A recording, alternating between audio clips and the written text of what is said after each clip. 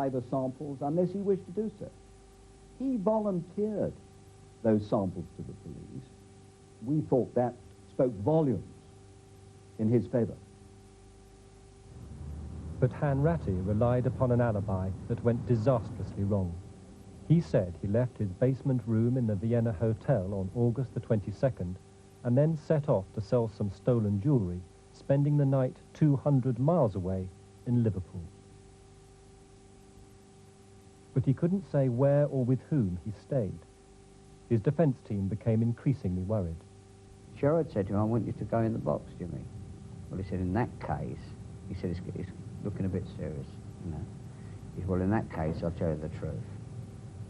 I'll give you the whole alibi. I went to Liverpool on the 22nd, and from there I went to Rhyl, to a landlady. She said, I don't know the name of the street, I don't know the name of the house, but I know I was definitely there to sell these jewellery and different stuff. Hanratty said that having casually lied at the outset, he became too scared to change his story.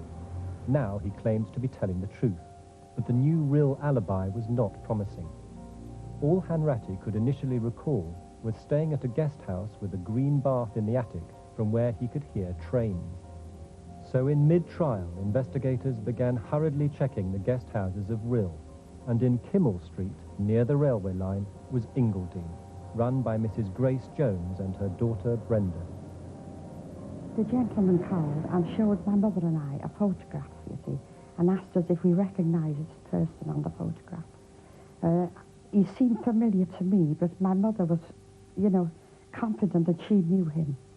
She said, oh, he stayed at my guest house. She recognised him straight away. And then he asked my mother if she was willing to go to Bedford with him. Of course, she was quite willing to go, but we didn't know what it was all about. The defence called her Mrs. Miracle Jones, but she made a critical mistake. She spoke to another witness, then denied it in the witness box. Her credibility was damaged. Even worse, none of her other guests that week had seen Hanratty.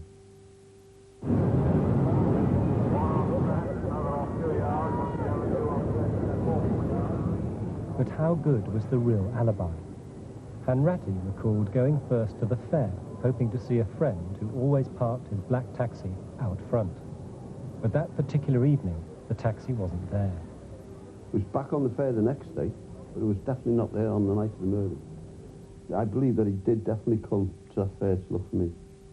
And he could see if the taxi's not there, I wasn't there. So then he went looking for digs, didn't he? She took him in. Of course, all the rooms were booked at the time, but we had this room at the very top of the house. It was a bathroom, really, but it was used for emergencies, and there was a bed in there. And, of course, he was desperate for a place to stay. So my mother mentioned it to him about this room, and, of course, he took that room. Hanratty's description of Ingledene's interior matched up. The green bath is still in the attic today.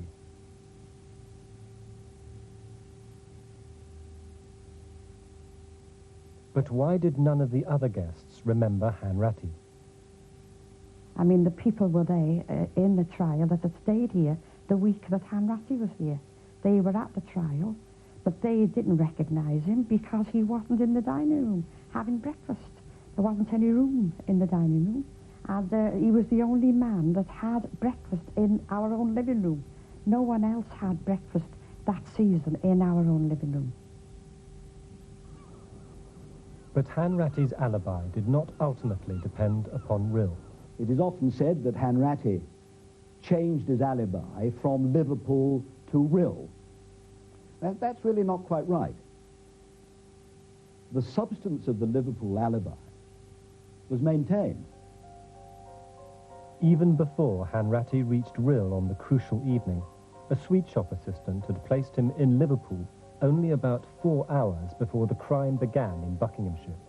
It was very important because there was the evidence of Mrs. Dinwoodie, the lady in the sweet shop, who, if she was anything like right, had Hanratty in Liverpool.